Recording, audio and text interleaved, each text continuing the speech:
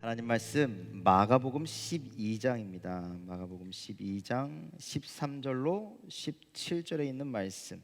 다 찾으신 줄 알고 우리 13절로 17절까지 함께 말씀을 읽도록 하겠습니다. 앞을 보고 함께 읽으셔도 좋습니다. 시작.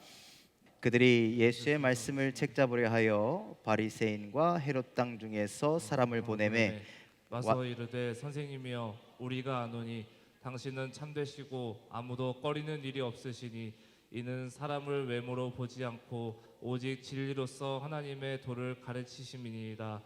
가이사에게 세금을 바치는 것이 옳으니까 옳지 아니하니까 우리가 바치리이까 말리이까 한데 예수께서 그 외식함을 아시고 이르시되 어찌하여 나를 시험하느냐 데나리온 하나를 가져다가 내게 보이라 하시니 가져왔거늘 예수께서 이르시되 이 형상과 이 글이 누구의 것이냐 이르되 가이사의 것이니이다. 이에 예수께서 이르시되 가이사의 것은 가이사에게 하나님의 것은 하나님께 바치라 하시니 그들이 예수께 대하여 매우 놀랍게 여기더라. 아멘. 할렐루야. 할렐루야. 하나님의 은혜가 함께하길 간절히 소망합니다. 여러분들 2024년이 됐잖아요. 제가 이상하죠. 자꾸 2014년이 된 걸로 자꾸 적응 중인 것 같습니다. 24년이 됐는데 여러분들 우리의 삶이 중요한 이유가 뭘까요? 여러분들 삶이 중요하시죠? 여러분들 인생이 중요하시죠? 안 중요하세요? 안 중요하면 날 주세요. 내가 살게. 중요해요, 안 중요해요? 왜 중요할까요? 여러분들의 인생이, 여러분들의 삶이 왜 중요해요? 진짜요? 그래서 중요한 거예요. 왜 소중해요? 여러분들 교회 안 다니는 사람도 자기 인생 중요해요. 그거 왜 중요할까요? 왜 중요한지를 알아야죠. 그래야 소중히 여길 거 아니에요. 그쵸? 왜 중요한지 아세요? 일회성이기 때문입니다. 일회성. 여러분 인생 두 번 없죠? 한 번이잖아요. 한 번밖에 없는 인생이란 말이에요. 그러니까 이거 잘해야 돼요, 잘해야 돼요. 잘해야죠. 잘 살아야 합니다. 왜? 한 번밖에 없기 때문에 연습이 없어요. 우린 실전을 살아가는 겁니다. 그래서 잘 살아야 하는 겁니다. 그런데 성경은요, 이것보다 더 중요한 사건이 있대요. 더 중요한 일이 있대요. 한 번뿐이 없기 때문에 중요한 것보다 더 중요한 게 있는데 뭐냐면 여러분들 여러분들 인생이 짧아요, 길어요? 길어요, 짧아요? 그냥 어중간해요? 짧잖아요. 성경에 뭐라 그래요? 안개와 같이 금방 사라지는 인생이라 그렇잖아요. 그렇죠? 금방 사라지는 인생입니다. 아주 짧은 인생입니다. 하나님의 영혼에 비하면 여러분들 우리 인생은요 티끌만큼도 짧아요. 그보다 더 짧아요. 그런데 여러분들 그 짧은 인생에 의해서 우리의 영혼이 결정된다는 거예요. 이해되십니까? 우리의 짧은 인생 우리가 어떻게 살아가느냐에 따라서 여러분들 우리의 영혼이 결정된다라는 거예요. 그러니 이 짧은 순간에 우리의 영혼이 결정된다니 이 우리의 삶이 중요할 수밖에 없다는 거예요. 두 가지 이유로 중요합니다. 하나는 일회성이기 때문에 연습이 없어서 잘 살아야 돼. 그리고 우리의 이 짧은 인생을 통해서 우리의 영원한 삶이 결정되기 때문에 우리의 삶은 소중한 겁니다. 자, 그렇다면 여러분들 이 짧은 인생 잘 살고 계십니까? 충분히 잘 살고 계십니까? 잘 살게 되기를 주님의 이름으로 축원을 드립니다. 2013년까지는 싹 잊어버리세요. 싹 덮어두세요. 옛날엔 그랬을지라도 2024년부터 자꾸 14년이래. 24년부터는 정말 하나님 보시기에 그래 너 잘 살았다. 이렇게 인정받는 여러분들 삶 되기를 주님의 이름으로 간절히 축원을 드립니다. 자, 우리가 인생을 잘 살려면 보람 있게 살려면 여러분들 어떻게 해야 되냐? 꼭 기억해야 할 것이 있는데 내가 누군지를 먼저 잘 알아야 됩니다. 내가 누구냐? 여러분들 누구세요? 아버지 아들, 아들의 아버지, 와이프의 남편, 뭐 이런 겁니까? 여러분들 우리의 정체성, 여러분들 우리가 누군지를 잘 알아야 되는데 현대인들은요 자신의 정체성에 대해서 혼란을 겪습니다. 내가 누군지 몰라요. 그러니 그냥 막 사는 거예요. 어떻게? 저 사람처럼 살고 싶고 그 사람처럼 살고 싶고 예, 이렇게도 살고 싶고 저렇게도 살고 싶고 혼란이 오는 것이죠. 여러분들 정체성이란 국어사전에 보니까 이렇게 되어 있습니다. 정체성이란 변하지 않는 본질적인 성격, 성질. 그러니까 우리가 변하지 않는 우리의 정체성이 있다라는 거예요. 아무리 어려운 고난이 찾아온다 할지라도 변하지 말아야 할 정체성이 있습니다. 그것을 아는 것이 참 중요합니다. 왜 그런지 아세요? 그것을 알아야 여러분들 바른 길을 갈 수 있어요. 여러분들 우리가 자동차라고 한번 생각해 봅시다. 자동차, 쉽게 이해해서 자동차 어떤 차였으면 좋겠습니까? 김상배 권사님, 어떤 차였으면 좋겠습니까? 연료 덜 쓰고, 나는 뭐 스포츠카, 뭐 억대 막 이런 거 얘기할 줄 알았더니 그래도 실리적으로. 예, 그래서 뭐 주문하셨습니까? 예? 어떤 차 주문하셨어요? 네, 차를 주문하셨대. 여러분들 어떤 차였으면 좋겠어요? 우리 인생이 어떤 차와 같았으면 좋겠어요? 저는 버스였으면 좋겠습니다. 왜 그런지 아세요? 많이 태우기도 하고 고속도로 막혀도 전용차로로 갈 수 있기 때문에. 예전에 이렇게 막 가는데 교회 봉고차가 있잖아요. 막 애들 태우고 막 가는데 옆에 차가 꽉 막혀 있어요. 근데 우리 차만 슉 하니까 애들이 막 와, 저것들 쌤통이다. 우리는 달리는데 막 이런 느낌 아시죠? 여러분들 우리가 만약에 버스라고 생각해 보자고요. 그런데 우리의 정체성을 알면 어디로 가요? 전용차로로 가는 거예요. 그렇죠? 많이 싫고 전용차로로 가는 거예요. 그런데 내가 버스인지 몰라. 그럼 어디 있어요? 그냥 막히는 길에 있어요. 그러면서 달리는 사람들을 부러워하겠죠. 야, 나도 저로 가고 싶다. 가면 되는데. 그러고 있는 거예요. 또 이런 마음도 있습니다. 저기 나도 가볼까 말까 두근두근 하면서 그 막힌 길에 그냥 서 있는 거예요. 정체성을 모르면 그렇게 된다라는 거예요. 가끔 이렇게 가다 보면요, 버스인데 그 꽉 막힌 길에 있는 버스들이 있어. 그때 지나가는 사람들이 뭐라 그러는지 아세요? 지나가면서 운전자들이 뭐라 그러는지 아세요? 쟤는 저기 왜 있어? 빨리 일로 와서 달려야지. 엉뚱한 길에 서 있기 때문이라는 거예요. 여러분들 정체성을 안다라는 건 이와 비슷하다라는 것이죠. 알면 우리가 갈 수 있는 길이 있어요. 예, 우리가 믿음의 정체성을 알면 갈 수 있는 축복의 길이 있어요. 달릴 수 있어요. 그런데 모르면 엉뚱한 곳에 있는 거예요. 잘못된 곳에 있는 거예요. 꽉 막힌 인생을 살게 된다는 것이죠. 여러분들 정체성을 알게 되기를 주님의 이름으로 간절히 축원을 드립니다. 몰라서 잘못된 곳에 있지 말고 깨달아서 축복의 길을 내달릴 수 있는 2024년의 삶이 다 되시기를 주님의 이름으로 간절히 축원을 드립니다. 자, 오늘 말씀해 보니까 예수님을 책잡기 위해서, 예수님을 넘어뜨리기 위해서 종교 지도자들이 바리새인과 헤롯 땅 가운데 몇 사람을 골라서 예수님께 보냈습니다. 질문을 하는 거예요. 여러분들 여기서 바리새인과 헤롯 땅에 대해서 좀 알아야 합니다. 바리새인들은요, 하나님의 율법을 굉장히 중요시 여깁니다. 물론 이 헤롯 땅도 마찬가지입니다. 하나님의 신앙, 하나님 되게 중요하게 여깁니다. 그런데 성격이 달라요. 이 바리새인들은요, 로마 정부를 싫어합니다. 메시아가 와서 분명히 뒤집어 줄 거야, 저것들을 멸망시킬 거야, 독립을 항상 꿈꿉니다. 그리고 하나님의 율법과 로마의 법이 상충되기 때문에 그들에게 세금도 바치지 않고 협조적이지 않은 사람들이 이 바리새인들입니다. 그런데 헤롯 땅은 다릅니다. 헤롯 땅은요, 철저하게 신앙도 있지만 그 사람들과 공존하는 사람들입니다. 쉽게 말하면 우리 일제치하에 있을 때 일본에게 나라를 팔아먹은 그들의 앞잡이가 된 사람들과 비슷한 사람들이었던 것이죠. 그들과 손잡고 그들에게 주는 권력을 함께 누렸던 사람, 로마적인 성향을 가진 사람들, 그러니 그 사람들에게 세금도 열심히 내고 뇌물도 열심히 갖다 바치는 사람들이 헤롯 당원들이었어요. 서로 달랐지만, 서로 싫어했지만 예수를 넘어뜨리고 예수를 죽이는 죄는 한 마음과 한 뜻이 된 겁니다. 자, 종교자들이 이것들을 알고 이 두 사람들을 엮어서 예수님께 보내는 겁니다. 가서 어떤 대답을 하든 예수님이 좀 곤란할 만한 그런 질문을 하게 되죠. 한쪽은 세금 납부를 거부하고 한쪽은 세금 납부를 즐겨하는 사람들이잖아요. 자, 그야말로 진퇴양난의 함정에 빠지는 거죠. 그리고 예수님을 이렇게 질문합니다. 자, 마가복음 12장 14절 전반절을 먼저 좀 읽어보면 이렇게 얘기 먼저 합니다. 읽겠습니다. 시작. 와서 이르되 선생님이여 우리가 아노니 당신은 참되시고 아무도 꺼리는 일이 없으시니 이는 사람을 외모로 보지 않고 오직 진리로서 하나님의 도를 가르치심이니이다. 예수님 넘어뜨리려고 왔는데 예수님 칭찬하고 있잖아요. 그렇죠? 예수님 참 좋으신 분이십니다.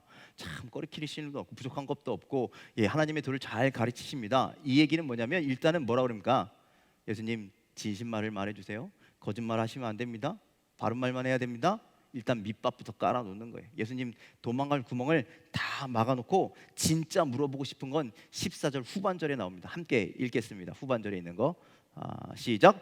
가이사에게 세금을 바치는 것이 옳으니까 옳지 아니하니까. 자, 이 질문을 통해서 예수님은 공격을 받게 되는 것이죠. 예수님이 바쳐라 라고 얘기해도, 바치지 말아라 라고 얘기해도 바리새인이나 헤롯 당원들에게 분명히 공격을 받게 된다라는 것이죠.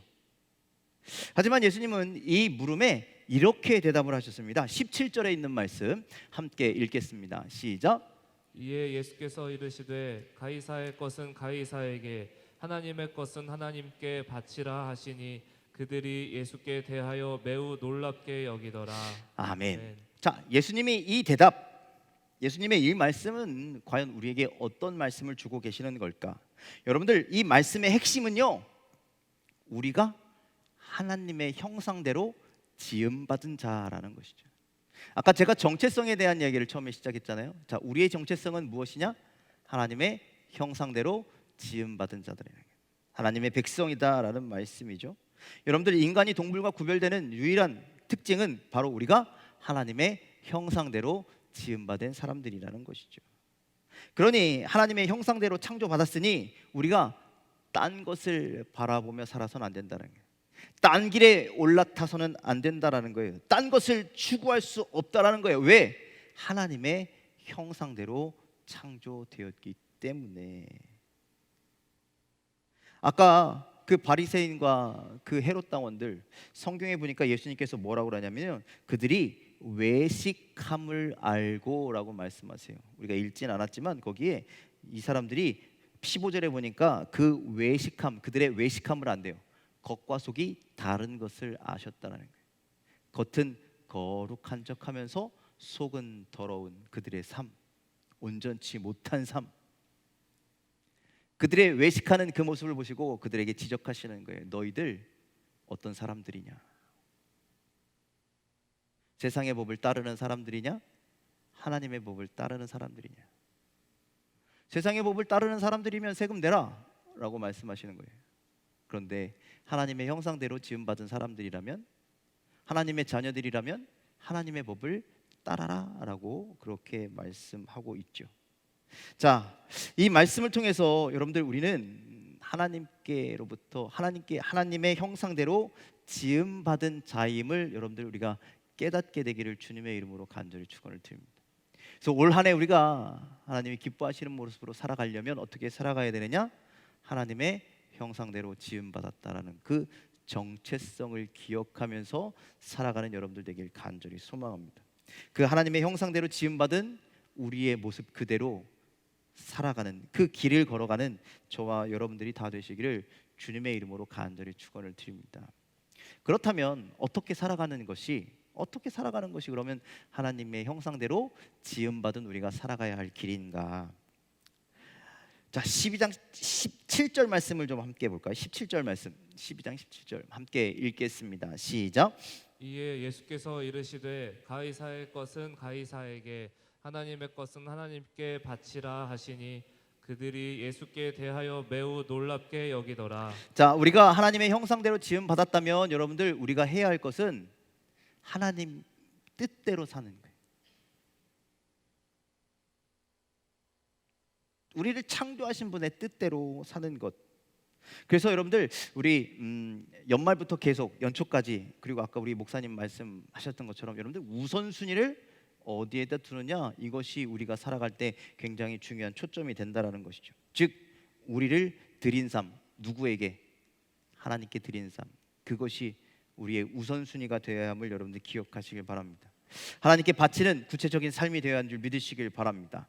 그럼 과연 그건 어떤 것이냐? 자, 우리를 창조하신, 그리고 하나님께서 우리에게 무엇을 명령하셨는지, 우리를 창조하시고 우리에게 무엇을 어떻게 살 것을 명령하셨는지 그 첫 번째 명령을 좀 우리가 한번 살펴봤으면 좋겠습니다. 우리를 창조하시고 하나님께서 이렇게 말씀하셨어요. 자, 2장 15절, 창세기 2장 15절 말씀 함께 읽겠습니다. 시작.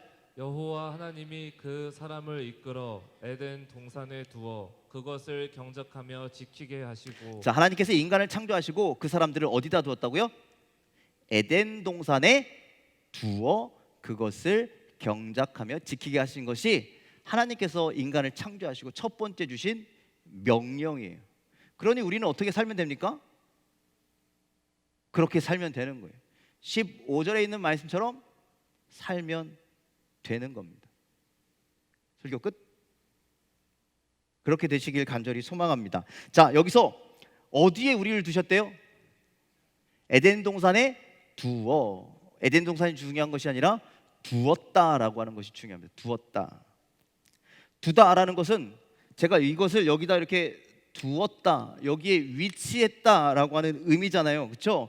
여러분들, 우리가 하나님의 형상대로 지음받았는데 우리가 짧은 생애 동안 해야 할 일은, 하나님께서 아담과 하와는 어디다 갖다 두셨어요? 에덴 동산에 갖다 두셨죠. 우리도 우리의 삶의 자리에 하나님이 나를 거기다 가져다 두셨구나, 여러분들 이렇게 믿음으로 고백할 수 있는 삶이 되길 간절히 소망합니다. 하나님이 주신 자리, 그것을 지키는 것, 여러분 이것이 우리가 해야 할 정체성 있는 삶이라는 말씀입니다. 나를 이 자리에 있게 하신 분이 누구라고요? 하나님이십니다. 하나님이 우리를 거기다 갖다 두셨어요. 그것을 인정하고 받아들여야 우리가 하나님의 뜻대로 사는 것이죠. 여러분들 지금 어느 자리에 계십니까?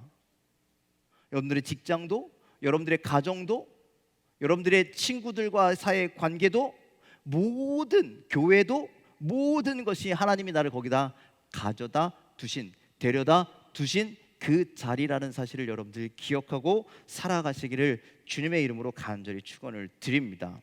여러분들, 두다라고 하는 이 동사가요, 히브리어로 누아흐, 되게 어렵네. 누아흐라고 하는 단어에서 왔는데 이 뜻은 뭐냐면요, 쉼이라고 하는 뜻이랍니다. 쉼. 그러니 여러분들, 우리가 하나님이 나를 가져다 여기다 딱 두셨을 때 내가 그 자리를 온전히 지키고 거기서 온전히 살아가면 우리에게 뭐가 온다는 걸까요? 참된 쉼이 온다라는 거예요. 참된 평안이 온다라는 거예요. 하나님이 나를 거기에 왜 갖다 놓으셨는가? 나를 힘들게 하시기 위해서, 나를 넘어뜨리게 하시기 위해서, 나를 괴롭게 하시게 갖다 놓은 것이 아니라 참된 쉼을 얻게 하시려고 거기다 데려다 놓으신 거다라는 말씀입니다. 각자가 주신 자리, 하나님께서 각자에게 주신 자리를 지킬 때 우리는 참된 안식을 누리게 됨을 믿으시길 바랍니다. 여러분들, 우리가 이 세상에서 여러분들 우리 이 세상에서 우리를 불행하게 만드는 게 뭔지 아세요? 자신이 있는 자리에 만족하지 못할 때 우리는 불행을 느끼게 됩니다. 그렇죠? 내가 있는 곳에서 내가 누리는 것들에 만족하지 못하면 우리는 불평과 원망을 쏟아내기 시작한다는 것이죠. 하나님이 이 자리에게 나를 갖다 두셨는데 그걸 믿지 못하면 그때부터 원망이 시작된다는 것이죠. 이 자리는 내 자리가 아니야, 내 자리는 분명히 다른 데 있을 거야, 그것을 찾아다니면 여러분들 그때부터 고생이 시작이 되는 것이죠. 다른 사람과 나를 비교하기 시작하고, 야, 저 사람 자리는 좋아 보인다, 근데 내 자리는 왜 이래? 이렇게 시작하면 원망이, 불평이 시작된다라는 말씀입니다. 지금 내가 있는 위치가 못마땅하면, 내가 있는 처지가 못마땅하면, 내가 있는 이 장소가 못마땅하면 그때부터 불평하기 시작한다는 거예요. 내가 왜 이런 자리에 있어야 돼? 내가 이런 박봉을 받으며 이런 회사에 다녀야 돼? 내가 저 사람에게 왜 이런 대접을 받아야 돼? 이런 불평과 원망의 삶의 결과가 기쁨이 사라지고 평안도 사라지고 안식도 사라지는 삶이라는 거예요. 여러분, 우리의 인생이 아까 뭐라고 했어요? 안개처럼 잠깐 있는 삶인데 그 찰나의 인생을 보람되게 살고 기쁘게 살고 행복하게 살아야 되지 않겠습니까? 그러려면 여러분들, 하나님이 나를 두신 그 자리를 기뻐하시길 바랍니다. 감사하시길 바랍니다. 거기서 최선을 다하시길 바랍니다. 야, 여기가 하나님이 나를 위해서 마련해 본 보금자리구나. 정말 소중한 자리구나. 거기서 열심히 살 때, 거기서 기쁨으로 살 때, 거기서 감사함으로 살 때 우리는 참된 평안을 누리게 될 줄 믿습니다. 우리 조금 이따 이 찬양할 건데 그 찬송가의 그 고백 있잖아요. 높은 산이 거친 들이 초막이나 궁궐이나 그 어디일지라도 내 주 예수 모신 곳이 그 어디나 하늘나라. 여러분들, 우리의 삶이 어디일지라도 어느 장소일지라도 이곳은 하나님이 나를 보낸 곳이고, 이곳은 하나님이 나와 함께하는 곳이고, 이곳은 하나님이 나와 동행하시는 곳이고, 그곳에서 기쁨과 감사, 참된 평안을 누리는 여러분들의 2024년의 삶이 다 되시기를 주님의 이름으로 간절히 축원을 드립니다. 또 이 짧은 인생 하나님이 기뻐하시는 삶을 살려면 우리의 주신 소명을 이루는 삶을 살아가기를 주님의 이름으로 간절히 축원을 드립니다. 우리에게 어떤 소명을 주셨을까? 자, 창세기 2장 15절 말씀 다시 한번 읽어볼게요. 시작. 여호와 하나님이 그 사람을 이끌어 에덴 동산에 두어 그것을 경작하며 지키게 하시고. 자, 아까는 두어, 이번에는 말씀을 볼 것은 경작하다라는 겁니다. 경작하다. 여러분들, 경작하다라는 단어가 되게 중요한데 경작은 뭐 하는 걸까요? 네, 농사 짓는 것이 한마디로 일하는 겁니다. 일하는 거. 그래서 여러분들, 우리에게 맡기신 일을 하는 게 하나님의 뜻대로 산다라는 거예요. 그런데 놀랍게도 이 창세기 2장 15절에 있는 이 경작하다라고 하는 히브리어 단어는 아바드라고 하는 단어인데 이 뜻은 섬기다, 예배하다라고 하는 뜻을 가지고 있습니다. 그러니 여러분들, 우리에게 주시는 일을 한다라는 것, 우리가 해야 할 일을 한다라는 것은 뭐 한다라는 거예요? 결국에 하나님을 섬기는 일이 되고 우리는 하나님을 예배하는 삶이 되어야 한다라는 것이죠. 그래서 여러분들, 우리가 이 땅을 살아갈 때 우리가 하는 모든 일을 통해서 우리는 뭐 해야 되냐면 하나님을 섬겨야 돼. 하나님을 기쁘시게 해야 돼. 아까 말씀드린 하나님께 영광 돌려야 돼. 하나님께 예배하는 삶을 살아야 한다라는 것이죠. 그것이 우리에게 주신, 우리를 창조하신, 우리를 하나님의 형상대로 만드신 그 목적이 거기에 있다라는 것이죠. 그러니 여러분들, 우리가 이 땅에서 살면서 무엇을 하는 것 때로는 중요할 수 있지만 그다지 중요한 게 아니라는 거예요. 여러분들, 우리가 사장이든 종업원이든 상관없습니다. 노동자이든 자영업자이든 중요하지 않습니다. 학생이든 직장이든 중요하지 않습니다. 현직에 있든 은퇴했든 그것이 중요한 게 아니라는 거예요. 어떤 일을 하든지 간에, 어떤 모습으로 있든지 간에 내가 하나님을 섬기고 있는가? 내가 그 자리에서 하나님을 예배하고 있는가? 그것이 훨씬 더 중요하다는 거예요. 그러니 여러분들, 우리는 하나님을 섬기는 그 예배의 삶을 우리 모든 삶 가운데 살아가야죠.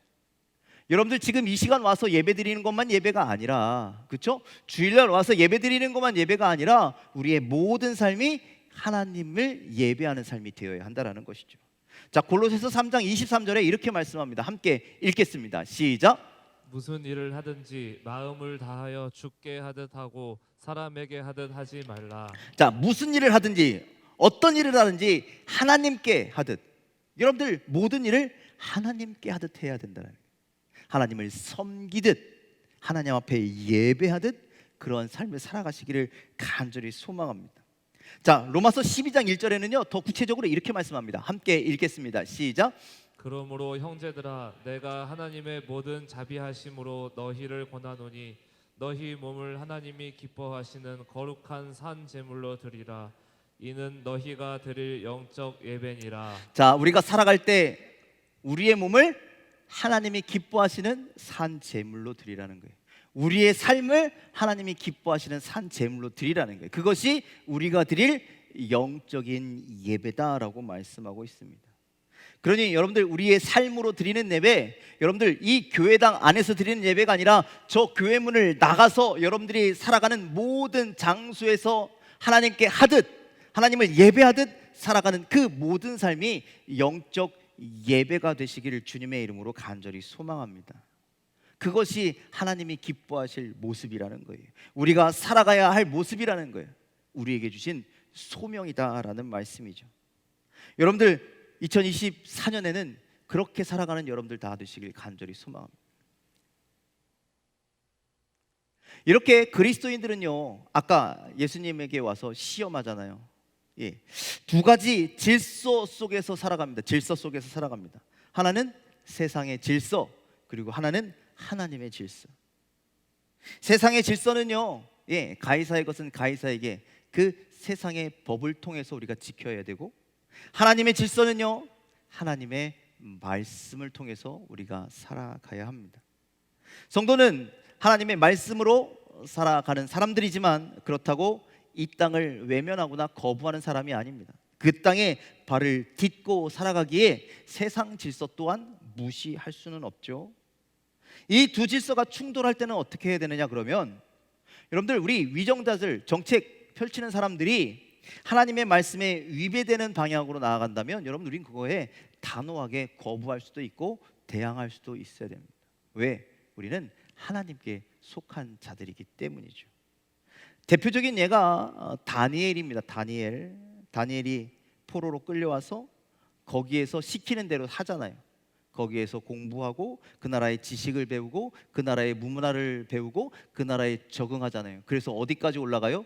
높은 직책까지 올라가잖아요. 다니엘뿐만 아니라 친구들도 그렇게 했잖아요. 그 곳에서 거기에 적응해서 그 세상의 법대로 살아가는 것이죠. 하지만 그렇게 살아갈지라도 믿음의 중심을 잃지 않는 삶, 그것이 참된 믿음의 사람의 모습이었죠. 다니엘이 이것이 얼마나 위험한지 알지만 그렇게 살았다라는 거예요. 우리가 잘 아는 이야기들이잖아요. 그렇죠? 뜻을 정하여 왕의 음식을 거부했잖아요. 그것이 내가 믿음의 사람으로, 하나님의 형상대로 지은 사람으로 살아가는데 합당하지 않기 때문에, 그 왕에게, 우상에게 절하는 것도 거부했잖아요. 거부한다라는 게 얼마나 위험한 일인지, 예, 사자굴에 던져지고 풀무불에 던져질 그런 일이지만 담대하게 그렇게 살아갔다라는 거예요. 그렇게 살아갈 때 하나님은 그들을 그냥 내버려 두신 것이 아니라 더욱 붙들어 주시고 더욱 보호하여 주시고 더욱 높은 곳에 세워 주시는 줄 믿으시길 바랍니다. 다니엘서는요, 이 사람들이 그래서 잘 됐어 라고 하는 이야기를 하고 싶은 게 아니에요. 정말 보여주고 싶은 건 뭐냐면, 포로 생활 속에 다니엘이라는 사람이 있었대. 그런데 그들이 거기에서 살면서 그 나라의 문화에 순응하며 살면서도 지킬 것이 있었는데, 그것이 무엇이냐? 하나님의 형상대로 지음받은, 우리가 하나님의 뜻대로 사는 그 믿음의 삶을 살아갔대. 그랬더니 하나님께서 지켜주셨대. 수많은 다른 포로들에게 이 믿음의 아름다운 선한 영향력을 끼치는 책이 다니엘서였던 거예요. 그러면 나도 어떠한 핍박이 와도 어떠한 힘듦이 와도 나 이겨내야지. 내가 있는 그 자리, 하나님이 보내신 자리라고 나는 믿고 고백하고 살아가야지. 거기에서도 하나님의 말씀을 지키며 하나님의 뜻을 지키며 그렇게 열심히 살아봐야지. 여러분들, 이런 동기를 주는 책이 다니엘서라는 것이죠. 여러분들, 우리도 세상 속에 들어가서 삽니다. 여러분들 세상 속에서 들어가 사시잖아요. 오늘 교회 오기 전까지 여러분들 다 세상 속에 있었잖아요. 그렇죠? 어쩔 수 없이 그곳에서 살 수밖에 없는 존재 아닙니까? 2024년 계속 우리는 세상 가운데 살게 될 것입니다. 그런데 여러분들, 그렇지만 그 안에서도 믿음을 잃지 않고 세상 속에 담대히 믿음의 사람으로 살아가는 저와 여러분들 다 되시기를 주님의 이름으로 간절히 축원을 드립니다. 그런 자가 믿음의 선한 영향력을 끼치는 자가 되기를 간절히 소망합니다. 다니엘이 포로로 잡혀간 수십만의 다른 유대인들에게 선한 영향력, 선한 믿음의 모델이 되었던 것처럼, 여러분들, 우리가 세상에서 믿음으로 살아갈 때, 세상에서 하나님이 지으신 형상대로 지음받은 사람처럼 살아갈 때, 여러분들, 우리를 통해서 그 하나님의 이름이, 또 우리를 통해서 하나님의 그 놀라우신 은혜가 사람들에게 끼쳐지는 놀라운 축복이 있는 줄 믿습니다. 여러분, 그리스도인은 하늘에 속한 자입니다. 하지만 이 땅에 발을 디디고 사는 사람입니다. 그러니 세상에 무책임하지 마십시오. 세상에 그렇다고 빠져서 동화되지 마십시오. 하나님의 백성으로 하나님께 지음받은 자로서 하나님 뜻대로 하나님 말씀대로 살아가는 저희 삶이 다 되기를 주님의 이름으로 간절히 축원을 드립니다. 로마서 14장 18절은 이렇게 말씀합니다. 함께 읽겠습니다. 시작. 이로써 그리스도를 섬기는 자는 하나님을 기쁘시게 하며 사람에게도 칭찬을 받느니라. 하나님을 기쁘시게 하며 사람에게도 칭찬받는 삶. 그러니 여러분들, 우리가 아름다운 영향력을 끼치기만 한다면, 선한 영향력을 끼치기만 한다면 여러분들, 우리는 그것으로 성공이라는 거예요. 하나님을 기쁘시게, 사람을 행복하게. 우리 몇 해 전 주제 말씀이었죠. 예수님도 그렇게 사셨어요. 보실래요? 자, 누가복음 2장 52절 말씀 함께 읽을까요? 시작. 예수는 지혜와 키가 자라가며 하나님과 사람에게 더욱 사랑스러워 가시더라. 예수님은 하나님만 기쁘시게 하신 게 아니라 사람들에게도 사랑스러워 가셨습니다. 여러분들의 2024년의 삶이 그렇게 되기를 간절히 소망합니다. 내가 누구인지를 기억하십시오. 우리 하나님의 형상대로 지음받은 사람들입니다. 하나님이 우리를 내가 있는 곳으로 이끄셨음을 믿으시길 바랍니다. 그곳에서 하나님, 나를 여기에 보내주셔서 감사합니다. 이 자리에서 하나님을 예배하며, 이 자리에서 하나님을 기쁘시게 하며, 그렇게 한 해를 살아갈 때에 그 삶이 복된 삶이 되고 그 삶이 축복의 삶이 될 줄 믿습니다.